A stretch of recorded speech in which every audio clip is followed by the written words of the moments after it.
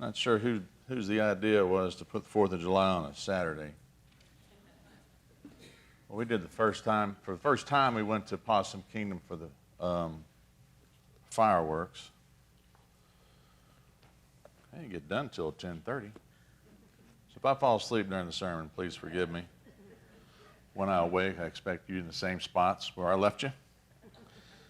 We're starting another series within the same series of the sermon series this summer.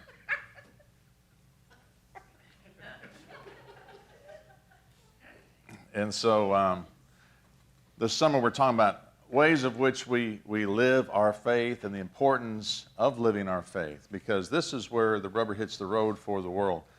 So if you are Christ to people, if you represent God to people, how they're seeing you and hearing you and watching you every day of your life,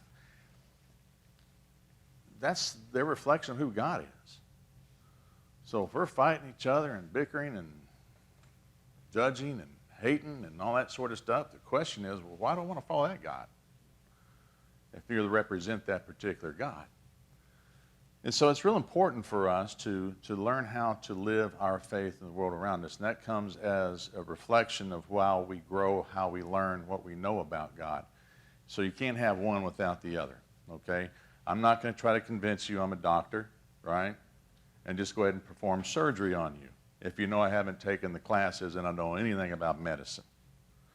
Same thing with our faith. We just can't go out and practice our Christian faith if we have no clue who Christ is. And so we're talking about the importance of living our faith. And at this time, we're going to look at the book of James and talk a little bit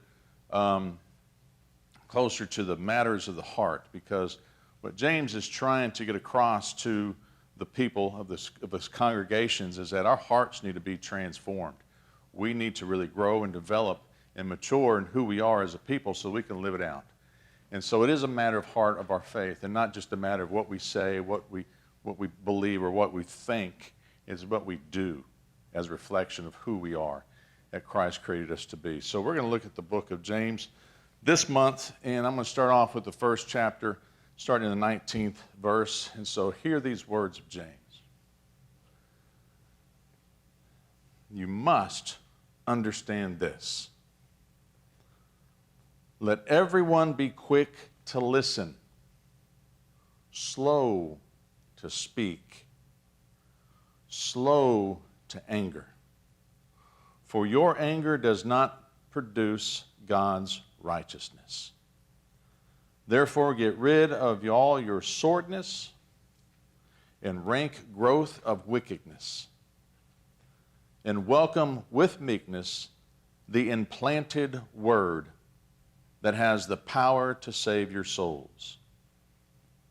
But be doers of the word, not merely hearers who deceive themselves. For if any are hearers of the word and not doers, they are like those who look at themselves in the mirror. For they look at themselves, and on going away immediately they forget what they were like.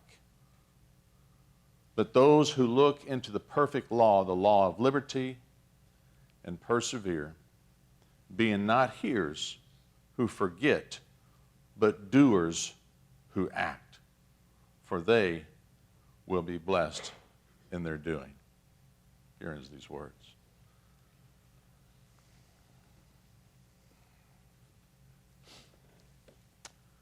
Well, yesterday, or was it yesterday? It's Friday. Friday we celebrated the life of Fred Potter. Those days kind of get squished together.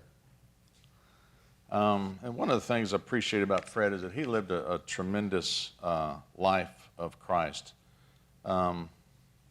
Fred was a dentist by trade, but he was a man of God by occupation, because it consumed who he was. It occupied his entire life. And Fred was my dentist. And I will say that he's always lived a life, or in the office was just so full of life when I sat in that chair. And Fred wasn't always there because of his conditions, but you always knew when he was there, even before you even saw him. because he was so loud and so kind, always laughing and telling horrible jokes to people, and just making the whole experience of having to go to a dentist just take that edge off just a little bit more. He was always kind to his patients. And so he's someone that's really going to be missed in our community more than we realize. But it's also, we need to say that it's more than just our prayers that Beth will really be needing, that we need to extend to her, because her life has really been shaken over at least the last decade. So we need to be thinking about that. I saw Fred every 6 months, and I'll tell you this, that going to the dentist was always a nerve-wracking thought for me. I don't know if it is for you, but that was not one of the best things that I looked forward to, was going to the dentist. And the reason for that is because I always feared of getting a bad grade, you know?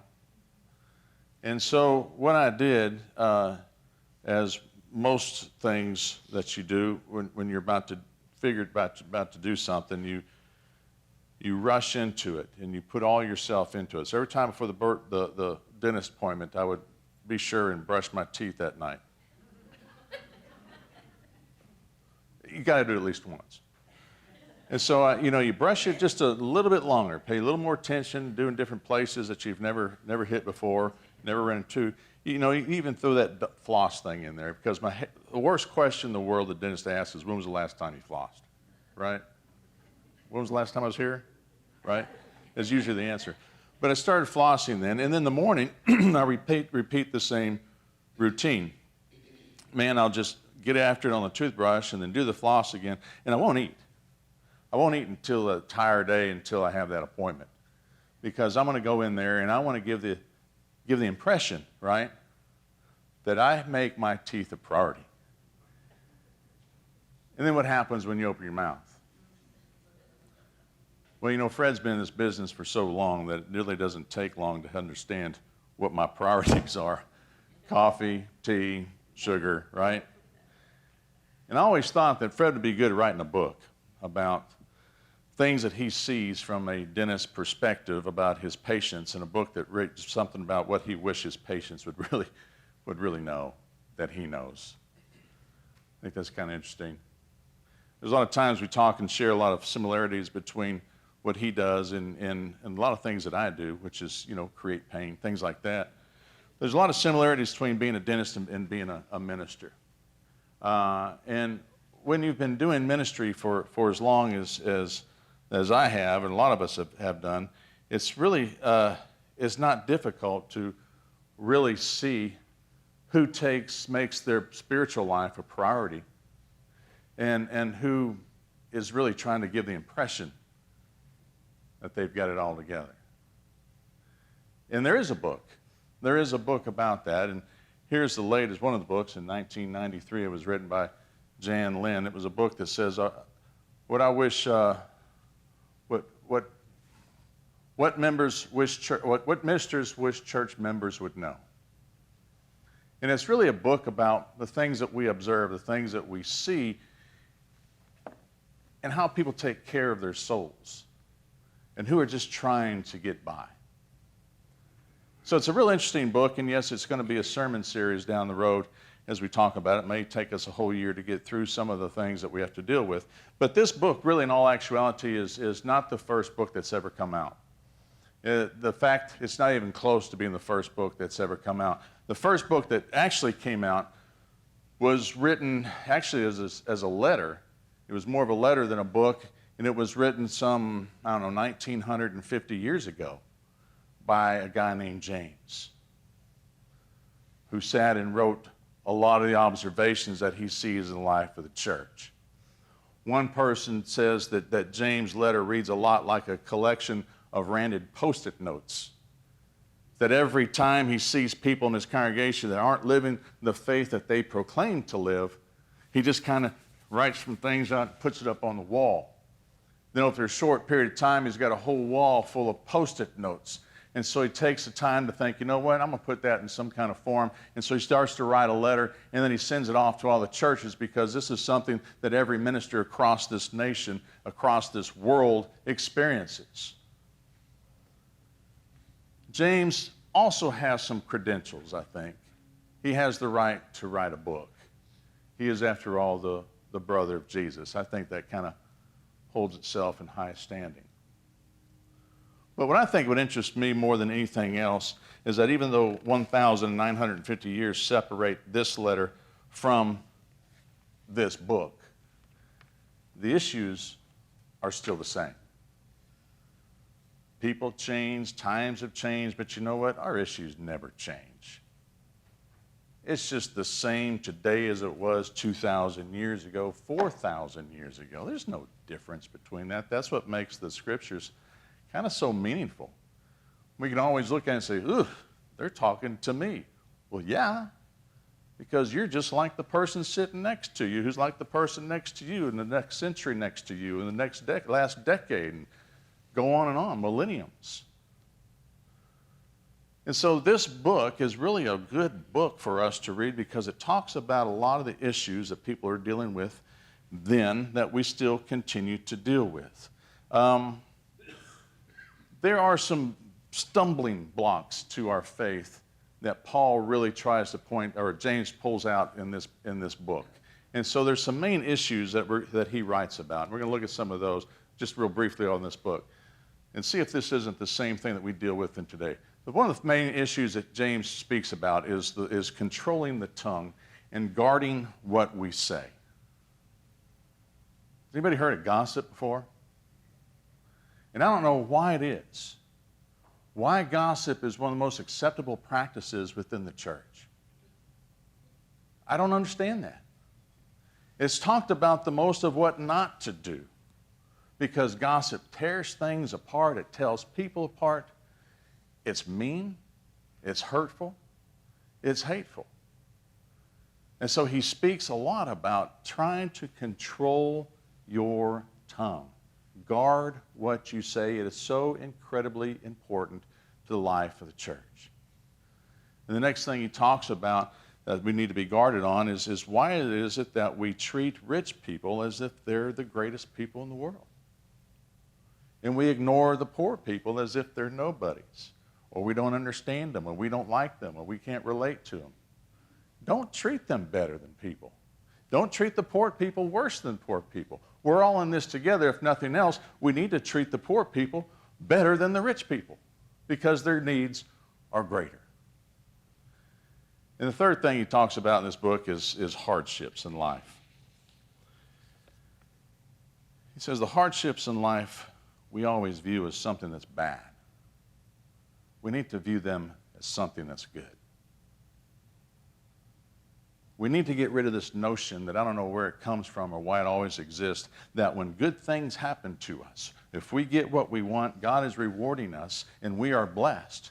And when bad things happen to us, or something doesn't go our way, or we do not get what we want, that God is angry with us and God is punishing us. James says that's hogwash. The difficult times that we go through enriches our relationship not only with God, but people of God. And you know exactly who the people of God are when hardships come our way. You want to grow, you want to develop, you want to be closer to God, embrace the difficult times, because that is when God's work does its best within you. Today after church, I'm going to go see my father. He's been given 6 months to live. And so I've been going down periodically to go sit with him and my mother and talk through this whole process about death and dying. And this has been the best time that I've spent with him in decades, talking about things that matter: life, death, legacies, talking about preparing your souls and your hearts to go meet God, to be with God, to embrace those times that are there. The best time ever is the most difficult times ever. Bad hardships are not bad. They're good. And we need to change the way we think, because that is how people of God thinks. So what James is doing in this letter is that he's confronting the weaknesses of the people of faith. Because our faith is a whole lot more than just words that we use or opinions that we share on certain topics. It's a way of life that we're called to live. It's what we do. It is how we act. It's how we behave. It's how we live our lives in the community around us so that people can see the image of Christ in us. Because the bottom line is this: people of faith should be easy to spot in our communities, because our actions, and not our bumper stickers, because it's our love for all of people, and not because some symbol we carry with us. We should be easy to spot, because we try to be so loving and caring to all people of all types. And we watch what we say. In the reading that we have today, James makes three strong statements that I call make or break statements for our Christian faith. These are make or break moments for our lives. So in this reading that he tells us, there's three things that really make or break us. And the first one is, he starts off with the statement of, you must understand this. I can hear my dad beating that table, that counter. I have to understand this. When it comes to relationships with people, when it comes to resolving troubles or conflict with people, you have to remember this. Listening is far more important than speaking. Listen. It's not about you when people come to you. Don't make it about you. So we're going to take a test. Okay? This is a test that I've failed numerous times, and I've no problem saying that. So it's okay if you fail this test as well. 2 tests, we're going to take this, okay? Think about this. When someone is telling you a story that's important to them, and they're grabbing your attention, right? And they're telling you this neat story, do you, A, listen intently, get involved in the story, ask questions to pull out more, share their excitement, affirm their joy? Or do you, B, does your brain trigger your own story that gets you so excited that you start to speak over their story, and so their story is lost because your story is so amazing to you? Which do you do? Think about that next time someone is telling you a story.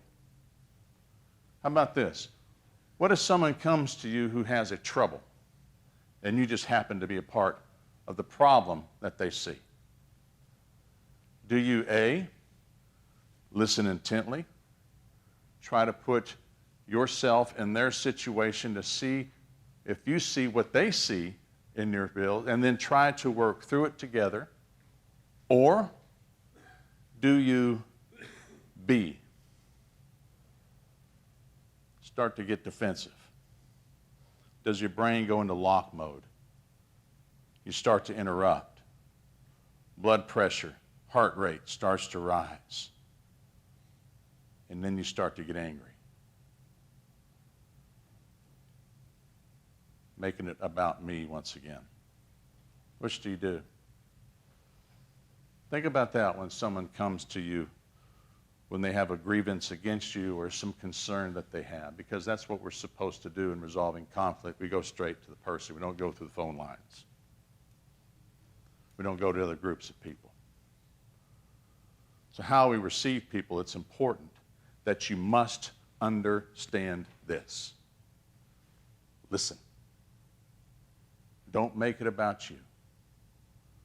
Listen to what they have to say, because that is what people want, is just to be heard. The second make or break about the Christian life that James talks about in this reading is what he refers to as the implanted word. I love that thought. I love the implanted word. I mean, just the image of that.